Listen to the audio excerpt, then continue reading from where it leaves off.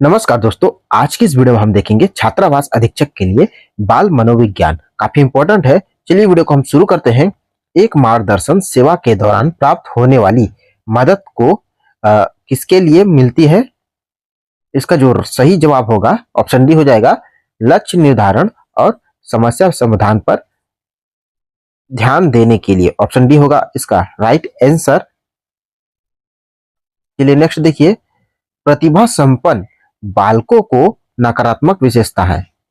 तो प्रतिभा संपन्न बालकों की जो नकारात्मक विशेषता है वो क्या है? वो है कभी कभी अधीरता तथा ध्यान केंद्रित ना करना। कभी कभी अधीरता तथा ध्यान केंद्रित ना करना। चलिए नेक्स्ट देखिए, बालक के बौद्धिक विकास से तात्पर्य है। तो बालक के बौद्धिक विकास से क्या तात्पर्य है? तर्क, कल्पना, समझ, उपरोक्त सभी। तो ऑप्शन डी हो जाएगा इसका सही जवाब, क्योंकि तर्क, कल्पना, समझ ये सभी बालक के बौद्धिक विकास से संबंधित है। क्वेश्चन नंबर 14 देखिए, समावेशी शिक्षा की सफलता पर निर्भर करती है। तो समावेशी शिक्षा किसकी सफलता पर निर्भर करती है? इस प्रश्न का जो करेक्ट आंसर होगा शिक्षकों की अभिवृत्ति में बदलाव पर। ऑप्शन डी होगा इसका करेक्ट आंसर, शिक्षकों की अभिवृत्ति में बदलाव पर। दोस्तों वीडियो में नए हैं तो चैनल को प्लीज सब्सक्राइब जरूर कर लीजिएगा। चलिए नेक्स्ट देखिए, विशेष आवश्यकता वाले बच्चों की शिक्षा प्रदान की जाए। तो विशेष आवश्यकता वाले बच्चों की शिक्षा कैसे प्रदान की जाएगा? अन्य सामान्य बच्चों के साथ विशेष आवश्यकता वाले बच्चों की शिक्षा प्रदान की जाए। अपसरण चिंतन की विशेषता है। अपसरण चिंतन की विशेषता है तो कौन है? यह है व्यक्ति द्वारा भिन्न भिन्न दिशाओं में चिंतन। अपसरण चिंतन की विशेषता व्यक्ति द्वारा भिन्न भिन्न दिशाओं में चिंतन। निम्न में से कौन सा व्यक्तिगत विभिन्नताओं का क्षेत्र है? तो कौन सा व्यक्तिगत विभिन्नताओं का क्षेत्र है? यह है मानसिक योग्यता, शारीरिक रचना, लिंग भेद। ये तीनों होगा, यानी कि इसका करेक्ट आंसर होगा उपरोक्त सभी, ऑप्शन डी हो जाएगा। क्वेश्चन नंबर 8 देखिए, बाल अधिगम के लिए निर्देशन तथा परामर्श की विधा शामिल है। किसमें शामिल है विद्या? इसका जो आंसर होगा ऑप्शन सी, ए व बी दोनों में। कौन कौन में? तो अनुस्थापना, वार्तालाप, मनोवैज्ञानिक परीक्षण। ए व बी दोनों हो जाएगा, ऑप्शन सी इसका करेक्ट आंसर है। क्वेश्चन नंबर 9 देखते हैं, परामर्श का उद्देश्य है। तो परामर्श का क्या उद्देश्य है? इसका उद्देश्य है उपरोक्त सभी होगा, ऑप्शन डी। कौन कौन सा होगा? बच्चों में कमी के कारणों का पता लगाना, समायोजन में बच्चों की सहायता करना, बच्चों को समझना। तो ऑप्शन डी होगा इसका सही जवाब, ऑप्शन डी। निर्देशन सेवाएं आवश्यक है क्योंकि क्यों आवश्यक है निर्देशन सेवाएं? उपरोक्त सभी के लिए आवश्यक है। सरकार की दयनीय योजनाओं के लिए, व्यक्तिगत विभिन्नताओं के कारण विविध लेकिन प्रार्थियों की तुलना में सीमित अवसर उपलब्ध कराना। ऑप्शन डी हो जाएगा इसका राइट आंसर। कैरियर निर्देशन की प्रविधि है। तो कैरियर निर्देशन की प्रविधि है, ऑप्शन डी हो जाएगा उपरोक्त सभी। कौन कौन सा? कैरियर सम्मेलन, व्यावृत्ति प्रदर्शनी, करियर वार्ता। ऑप्शन डी हो जाएगा इसका करेक्ट आंसर। अगला प्रश्न देखते हैं, कुछ विद्वानों के अनुसार हमारे जीवन की सफलता अथवा असफलता निर्भर करती है।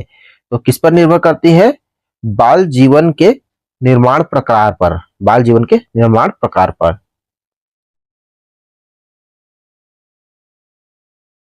चलिए अगला देखिए, बाल मनोविज्ञान मानसिक और शारीरिक विकास का अध्ययन करता है। किस पर करता है? वास्तविक अवस्थाओं पर करता है। ऑप्शन सी हो जाएगा, वास्तविक अवस्थाओं पर करता है। अगला देखिए, बाल जीवन को प्रभावी और बेहतर बनाने के लिए कौन उत्तरदायी है? तो माता पिता उत्तरदायी है बाल जीवन को प्रभावी और बेहतर बनाने के लिए। व्यक्ति किस विधि के तहत अपने बचपन के अनुभवों को स्मृति के आधार पर क्रमबद्ध करने का प्रयास करता है? इसका आंसर होगा आत्मचित्र लेखन पद्धति के द्वारा। आत्मचित्र लेखन पद्धति के द्वारा।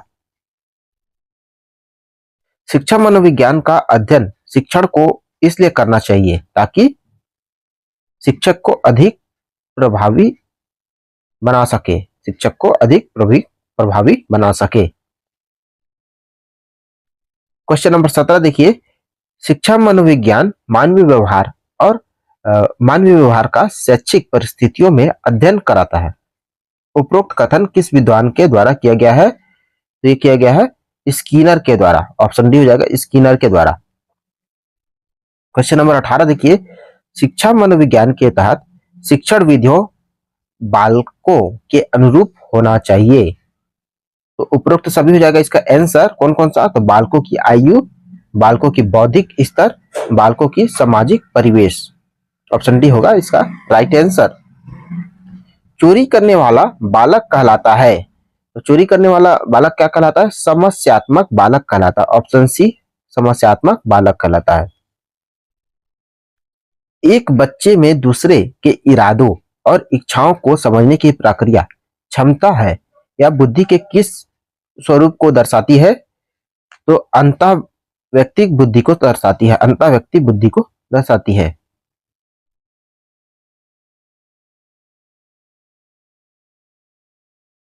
चलिए अगला देखते हैं। निम्नलिखित में से कौन सी शिक्षण शास्त्रीय विधि काल सिखाने के लिए संदर्भित सहित उपगम का अनुसरण करती है? तो कौन करती है? पहले से लिखे गए संवाद जिसमें काल प्रकारों का प्रयोग किया गया है। मध्यम काल पढ़ाना। क्वेश्चन नंबर 22 में देखिए, बालकों में भाषा विकास एक निश्चित क्रम में होता है। बच्चा किस महीने में बलबलाना शुरू करता है? तो 3 महीने में करता है। ऑप्शन बी हो जाएगा 3 महीने में। अगला देखिए, निम्नलिखित में से कौन सा क्रैसन की परिकल्पना के अनुसार अध्यापक द्वारा दिए जा रहे बोधगम्य निर्देश पर उदाहरण है? इसका आंसर होगा विद्यार्थियों को उनके पाठन स्तर से थोड़े ऊंचे स्तर की पाठन सामग्री पढ़ने के लिए देना। अगला देखिए, वृद्धि और विकास के अनुसरण प्रवृत्ति का नियम है। इसका आंसर होगा परिवर्तन होगा। ऑप्शन सी परिवर्तन होगा। 25 नंबर देखिए, कौन सी आयु के स्वनियम विज्ञान जागरूकता के तीनों स्तर जैसे अक्षर, तुकबंदी, स्वनियम विकास होना शुरू हो जाते हैं? तो कौन सी एज में होते हैं? 3 से 4 वर्ष की आयु में। ऑप्शन ए होगा 3 से 4 वर्ष की आयु में। अगला देखिए, ठोस वस्तुओं पर आधारित मानसिक संक्रिया परिणाम स्वरूप समस्या समाधान पियाजे के संज्ञानात्मक विकास कौन सी अवस्था को प्रदर्शित करता है? तो कौन सी अवस्था को करता है? ऑप्शन सी मूर्त संक्रियात्मक अवस्था को। ऑप्शन सी हो जाएगा। अगला देखिए, समालोचनात्मक शिक्षण शास्त्र दृढ़ता से किस बात पर विश्वास करता है? तो शिक्षार्थियों की अनुभव तथा दृष्टिकोण पर महत्वपूर्ण है।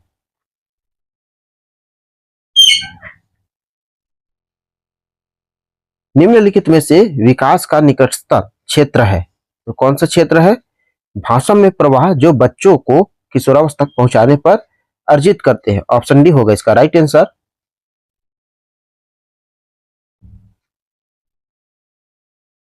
लड़के और लड़कियों की पोषण संबंधित आवश्यकता किस आयु के समान होती है? ये होती है 7 से 9 वर्ष। ऑप्शन भी हो जाएगा 7 से 9 वर्ष। चलिए 30 नंबर देखते हैं। सामान्यतः बालक ध्वनि को सुनकर प्रतिक्रिया देना प्रारंभ कर देता है तो 6 से 7 माह में।